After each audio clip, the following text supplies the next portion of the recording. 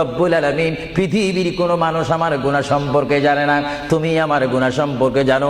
আমি এমন গুনাহ করেছি আমার বিবি জানে না, বিবি গুনাহ করেছে আমি জানি না। আল্লাহ তুমি সব কিচ্ছু জানো, হে আমার প্রভু তুমি আমাকে মাফ করে দাও। আমার আল্লাহ বলে, তারপরও যদি তোমাদেরকে আমি মাফ না করি, তারপরও বান্দা তোমরা আমার রহমতের দরজা থেকে ফিরে যাইও না। আমি তোমাদেরকে হুকুম দিচ্ছি, ওয়ালাউ আন্নাহুম ইয যালামু আনফুসাহুম জাউকা, বান্দারে যদি গুনাহ করে ফেলো আমার রহমত থেকে মুখ ফিরে তুমি চলে যাইও না।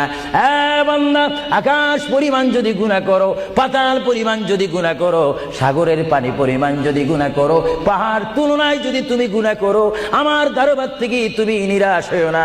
বান্দা, আমি তোমাকে একটি রাস্তা বাতাই দিচ্ছি, একটি পথ তোমাকে আমি দেখাই দিচ্ছি।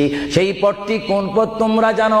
ওয়ালাউ আন্নাহুম ইয যালামু আনফুসাহুম জাউকা, বান্দারে যখন তোমরা বরবাদ হয়ে যাবে তখন তোমাদেরকে একটা পথ আমি তোমাদেরকে দেখাই দিলাম, সেই পথটির নাম হচ্ছে আমার রাসূলের মদিনা। জোরে বলেন সুবহানাল্লাহ।